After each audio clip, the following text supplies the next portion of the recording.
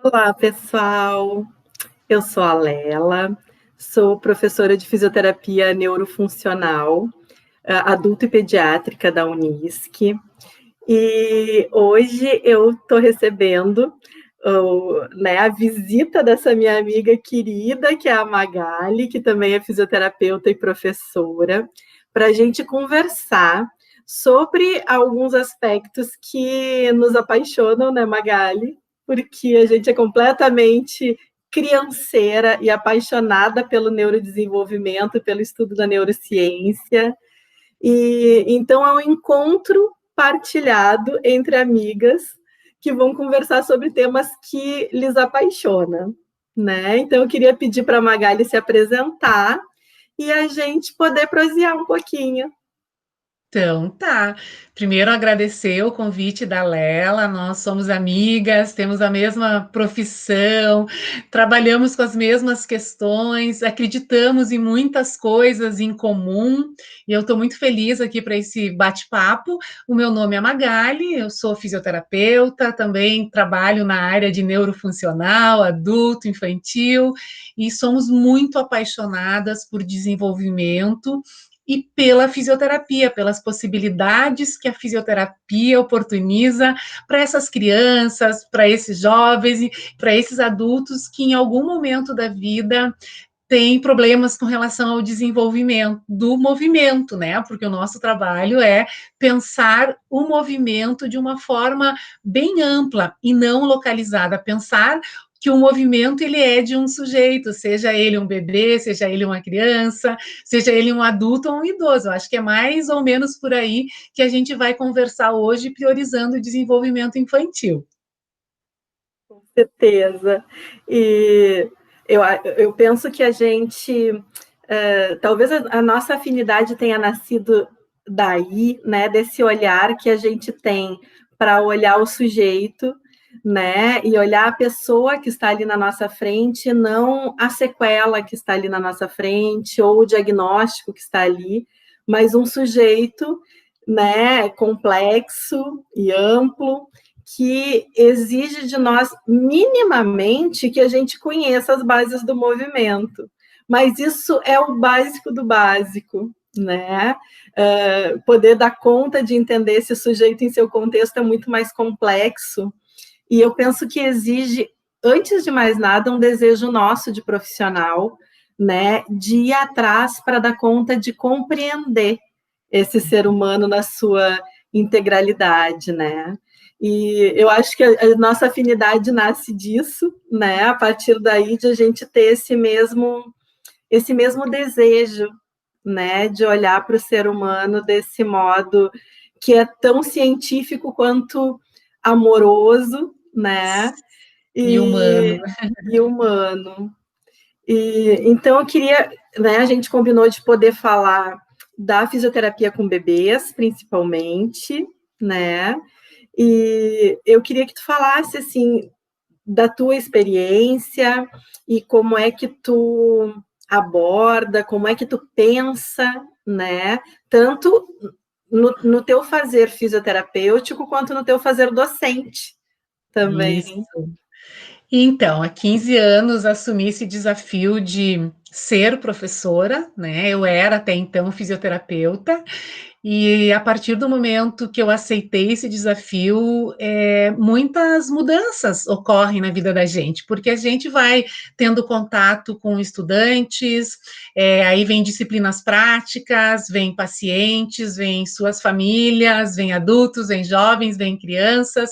Então, também fui me qualificando e me capacitando a partir desse meu desejo de ser docente.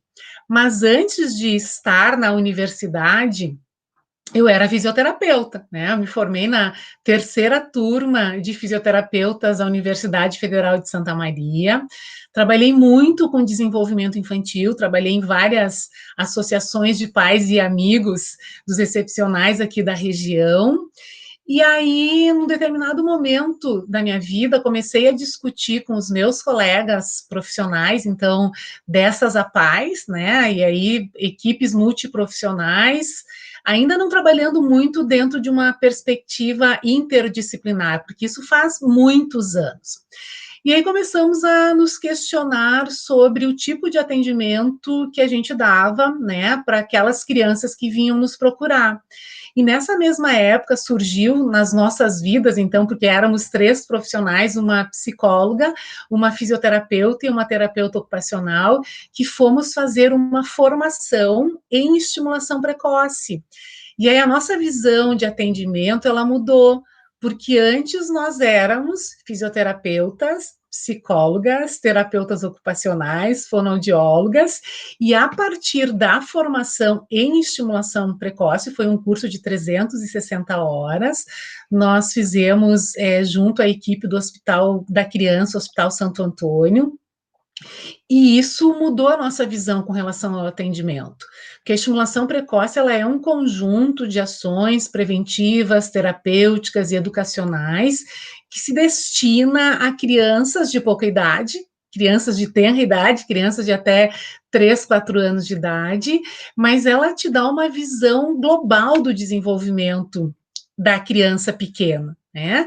A gente não aprende daí só o desenvolvimento motor, como se dá o movimento, a gente aprende o desenvolvimento afetivo, cognitivo, de linguagem, quais são as habilidades dentro de cada faixa etária, ou dentro de cada fase do desenvolvimento, que a criança deveria estar adquirindo.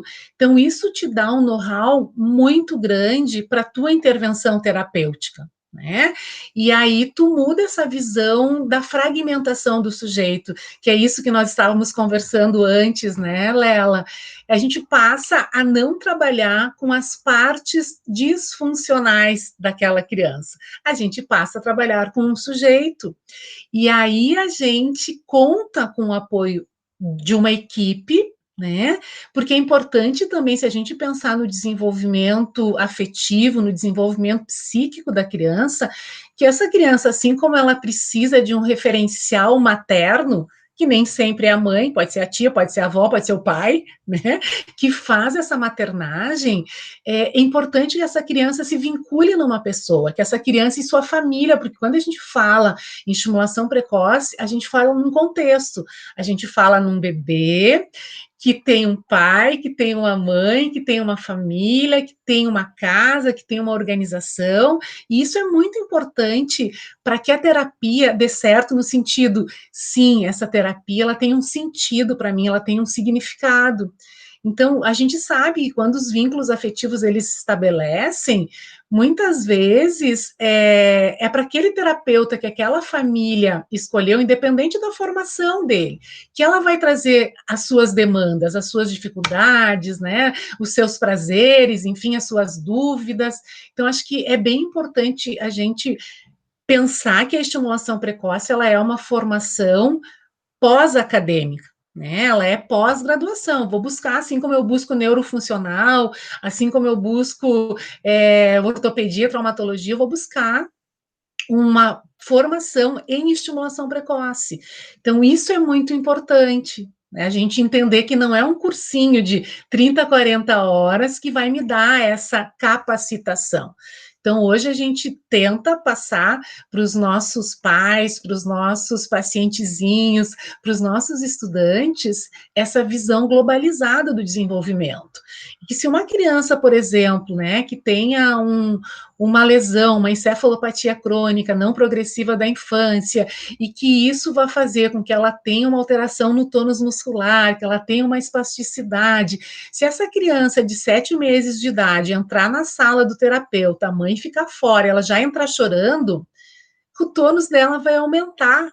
Então, eu não vou conseguir fazer com que... Meu primeiro objetivo para desenvolver movimento seria modular o tônus, né? Se essa criança entrar chorando na sala e ficar chorando meia hora, o tônus só vai aumentar. Então, qual é o meu objetivo daquela sessão? Então, é isso, é olhar para além da dificuldade, é olhar o desenvolvimento infantil como um todo dentro de cada uma das fases do desenvolvimento que a criança está vivendo. Uma criança de 2 anos de idade, ela começa a se separar da figura materna, ela consegue, se essa dupla estiver funcionando bem, dar tchau para a mãe, aguentar 1 hora maior afastado dessa mãe, mas uma criança de 7 meses, ela está começando o processo de separação e individuação. Então, se eu não conheço o desenvolvimento como um todo, e se eu vou ter um olhar só para o desenvolvimento motor, mãezinha fica aqui, deixa ele chorar. Então, eu acho que é isso, é respeitar a criança, respeitar a fase do desenvolvimento que ela está vivendo e também pensar que eu, enquanto terapeuta, o meu papel principal é orientar essa família. Ou eu venho para a terapia uma vez por semana, durante 1 hora, ou 3 vezes por semana que seja, mas e o contexto? Como que eu posso instrumentalizar essa família para realmente facilitar, não, mediar, né? A palavra melhor seria para fazer essa mediação do desenvolvimento, né? Eu acho que é mais ou menos por aí.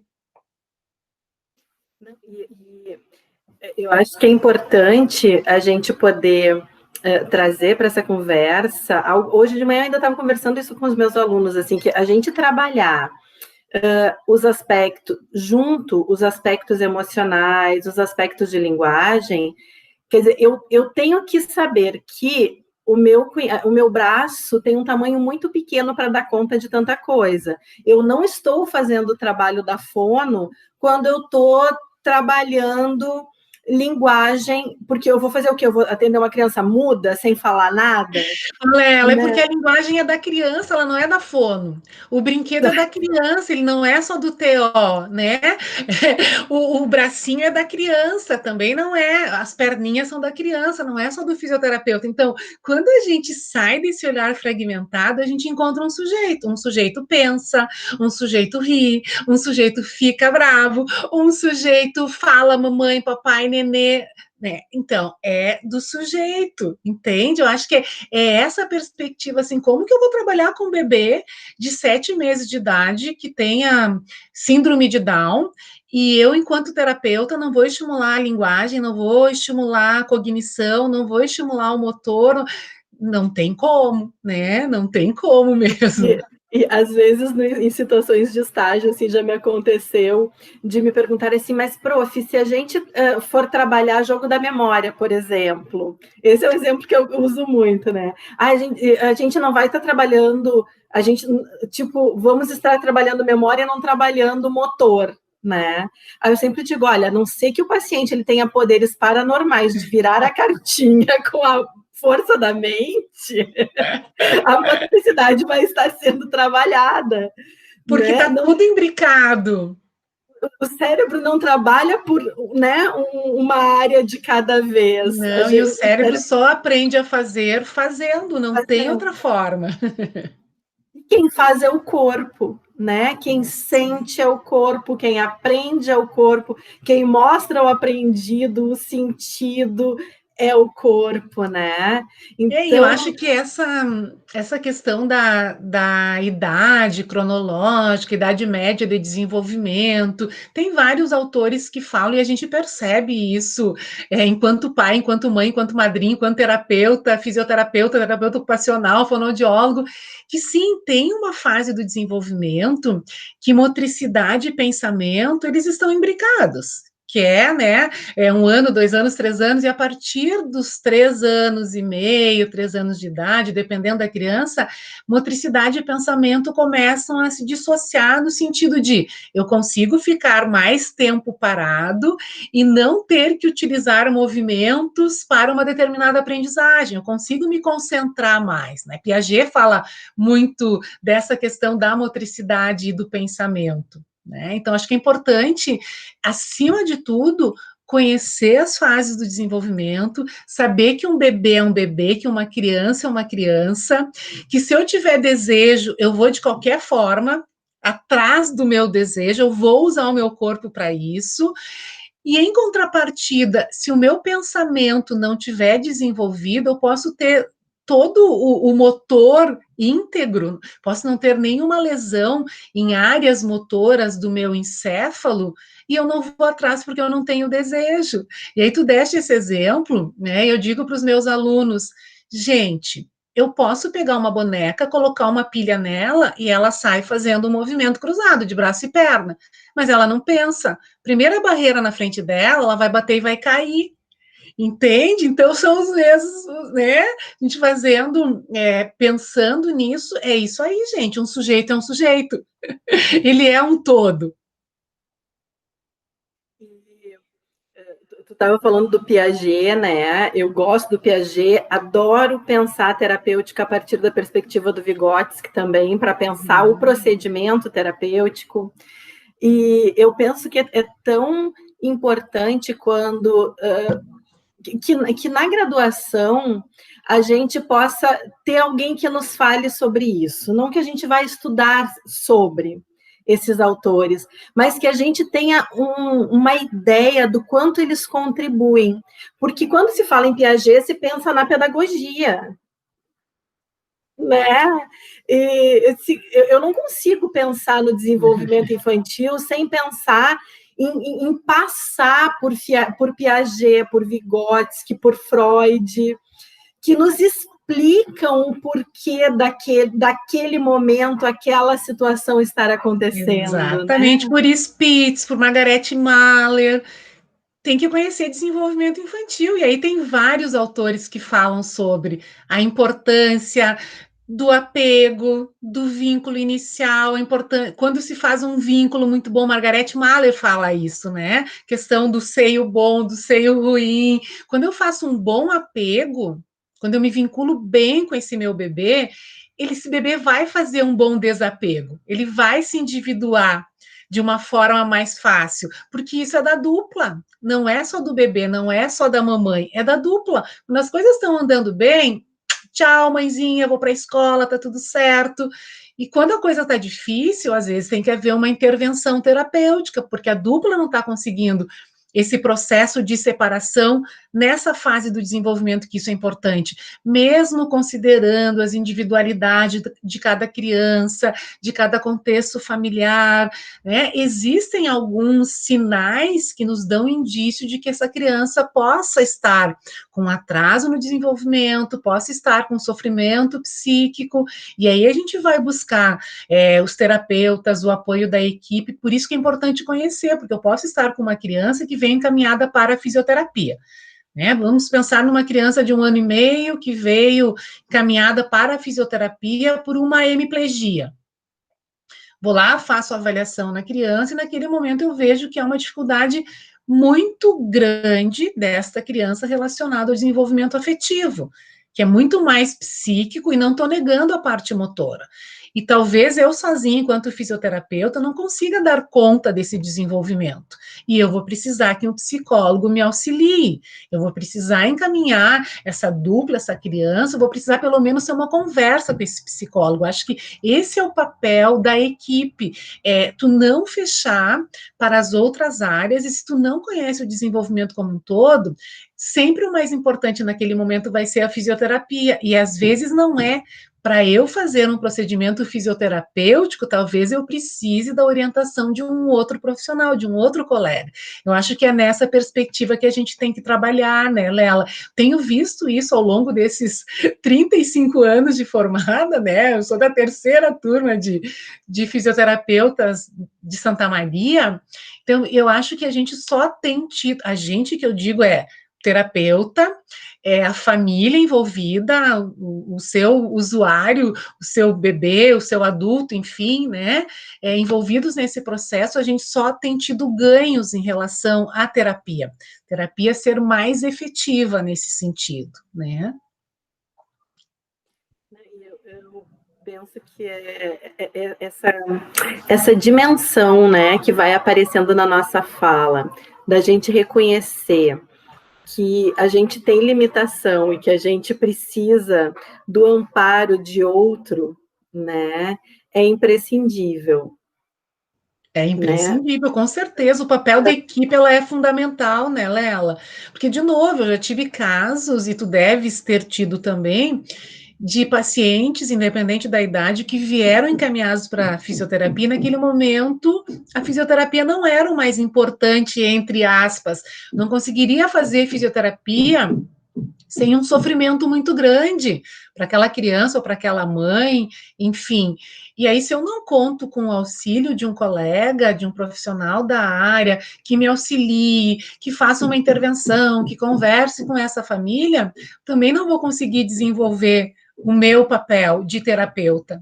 Eu acho que é nessa perspectiva, e tudo muito assim, eu sou uma pessoa que acha que a gente sempre tem que buscar o equilíbrio. Quando a gente fala em estimulação precoce, tem várias correntes, né? Eu não vou entrar aqui, cada um faz o seu estudo e faz a sua escolha, né? Tem várias correntes dentro da estimulação precoce.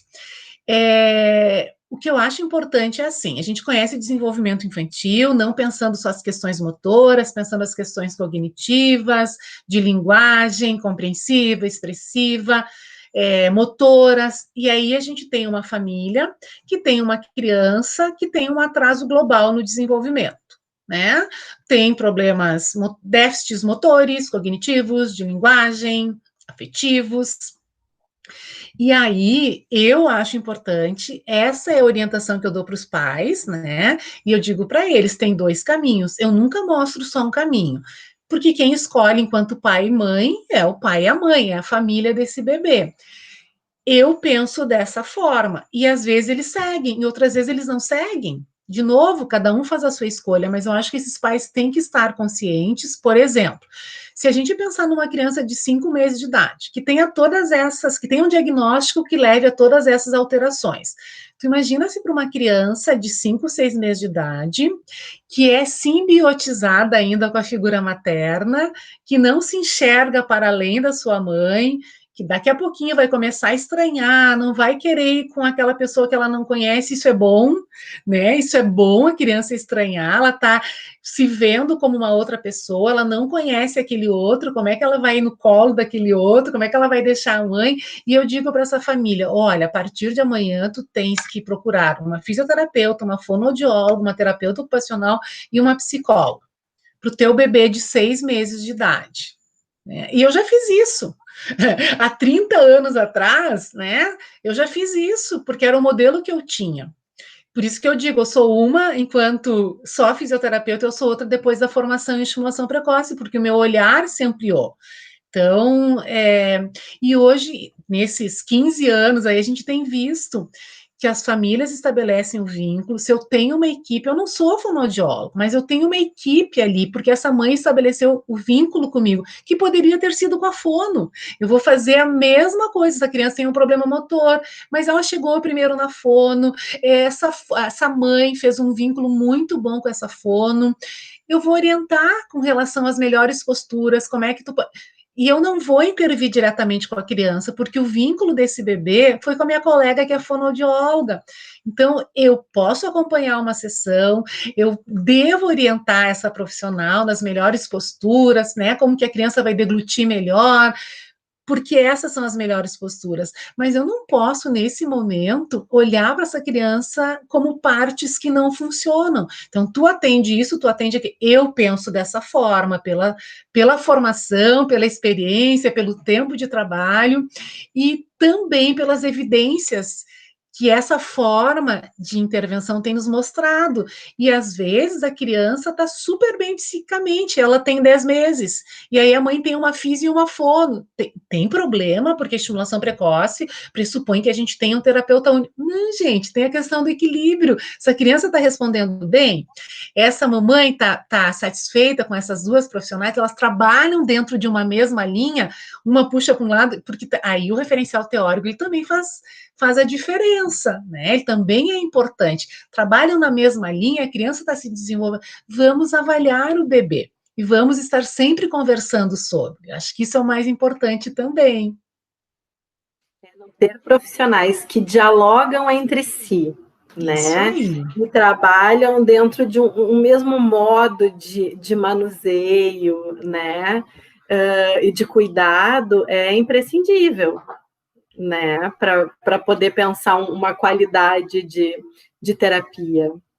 E isso que tu traz dos laços, né? Entre terapeuta e família, e a criança e o terapeuta, também, eu sempre me questiono que possibilidade de terapia existe quando não existe um vínculo afetivo bom, saudável, né? Quando a criança entra com medo, entra angustiada, entra tensa, que daí é aquilo que tu falou lá do tônus no início, né? Como é que eu vou modular um tônus patológico se eu já tenho um tônus alto e que a situação de estresse é tão alta que eleva ainda mais, né? O quão producente vai ser essa terapêutica? Exatamente. É isso, eu acho que o olhar da gente tem que estar voltado para esse sujeito que a gente está atendendo, que a gente se propõe a atender. E quando eu falo esse sujeito, é o sujeito, a sua família, no seu contexto, né? E como que essa terapia ela vai para além da sala do terapeuta. Isso tudo vai muito além do manuseio, né? Eu já nem uso técnica, porque eu acho a palavra técnica, ela me incomoda muito, assim, parece uma coisa muito mecanicista, né? Mas o manuseio em si, né? O manuseio um bom manuseio é o mínimo. É o mínimo, É o né? mínimo que se espera Verdade, de um bom fisioterapeuta, que ele com tenha um bom certeza. manuseio. Mas a compreensão desse sujeito é tão mais ampla e é ela que vai dizer de qual manuseio, de que intensidade do manuseio, né? Isso, é verdade, porque a criança vai te mostrando também. Exato. E se o teu olhar é sensível e ao Sensível, mesmo acho que essa é a palavra. é, é um olhar sensível no modo de ver e cientificamente muito amplo no modo de tudo que tem de instrumento para ver. Né? Às vezes, quando eu vejo um fisioterapeuta jovem dizendo assim, eu não consegui fazer nada hoje, e eu estava observando e eu achei a sessão maravilhosa, né?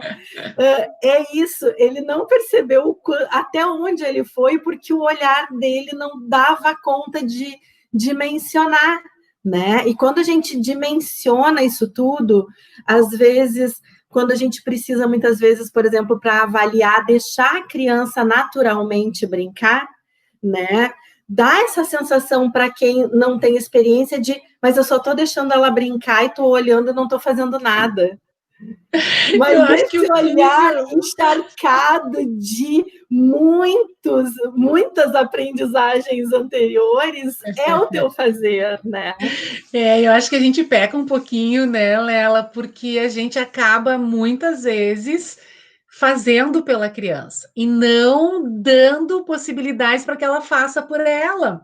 A gente às vezes perde um pouquinho do time, espera um pouquinho mais que ela vai te dar resposta, né? O manuseio facilita aqui, ajuda aqui, porque às vezes precisa mesmo tirar o peso lá da cabeça e trazer para o quadril, para liberar as vias aéreas, para trabalhar a musculatura cervical, precisa, mas dá um tempinho que ela vai te dar uma resposta. Até porque é ela que tem que se apropriar do corpo, né? Com Que é dela. certeza. É dela. Se eu ficar o tempo inteiro sobre aquele corpo botando a minha mão, quanto que ela consegue se apropriar daquilo que é dela, né? Verdade. Acaba que o fisioterapeuta conhece mais do corpo do paciente do que o próprio paciente do seu próprio corpo, né? E se a gente não espera a resposta, ela não vai dar. Perfeito. É. Eu tenho uma grande amiga que é fono e nós trabalhamos muito juntas, né? E quando eu precisei dela como terapeuta, né, e eu mãe, aquelas coisas bobas que enquanto terapeuta a gente pensa, enquanto mãe a gente às vezes emburrece, né?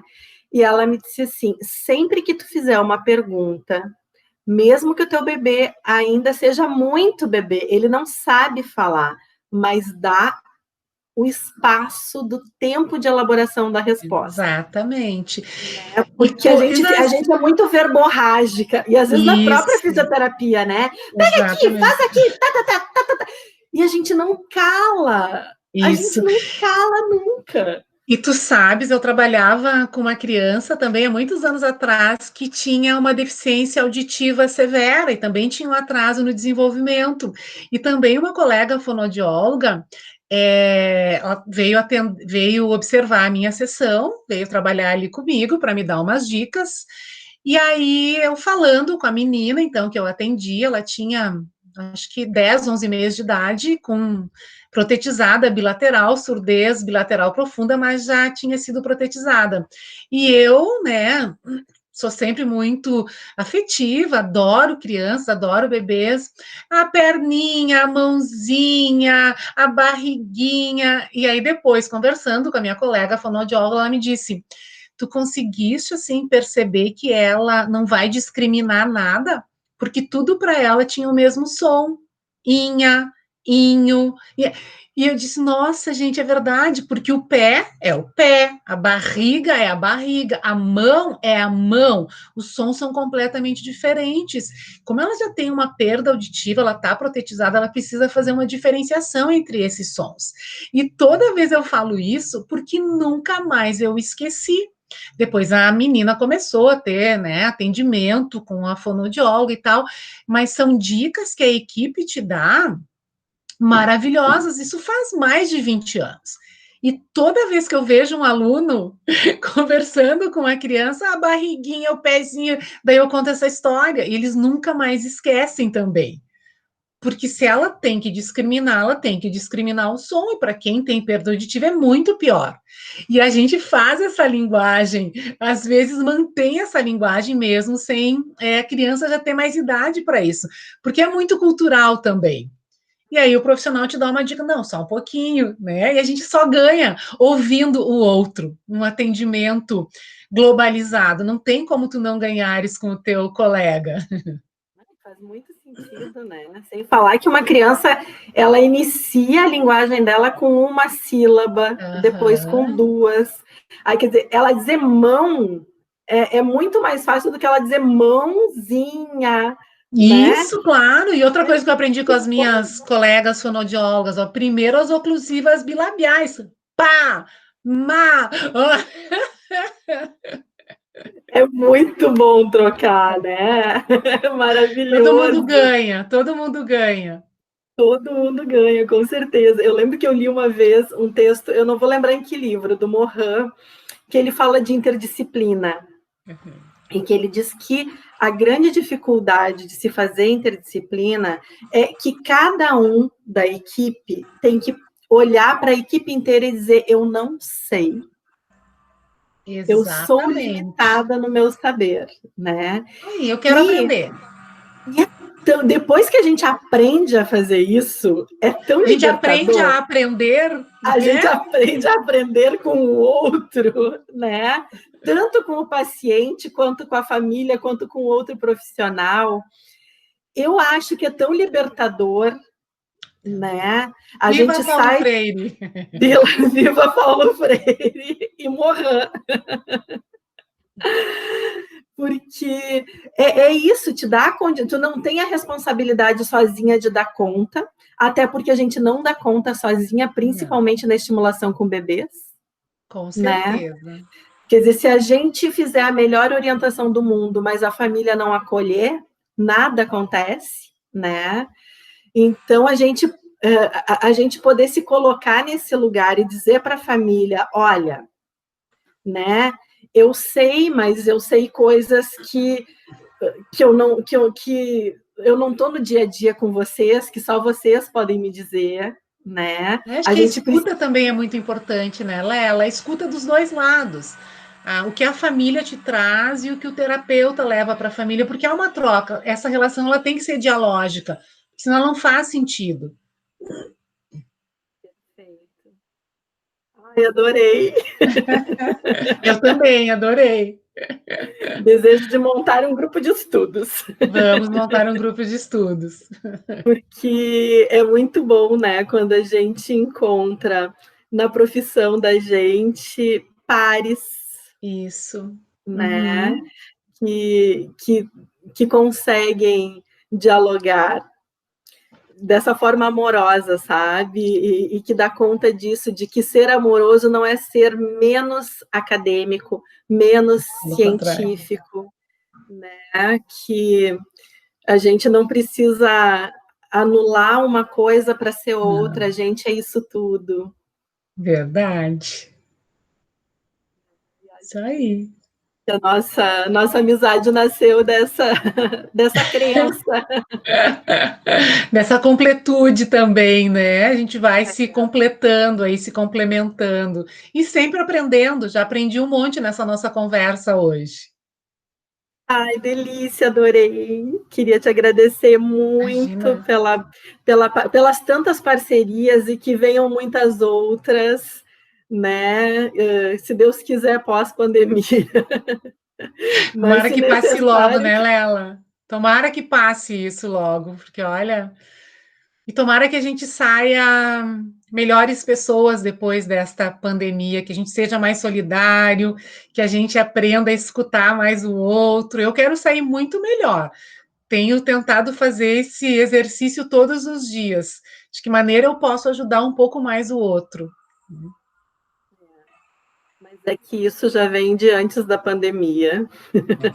Ah, querida, obrigada. Lela também, nessas nossas parcerias, aí outro dia deu uma aula para os meus alunos, eles ficaram encantados, alguns já conheciam. Ai, a Prof. Lela, que amor e tal, foi muito legal, muito legal. Ai, é muito bom que a gente possa seguir assim, solidárias, empáticas e estudiosas. Ai, que delícia! Vontade de não dizer tchau. Tchau, querida. Tchau, muito obrigada e um beijo. Beijo.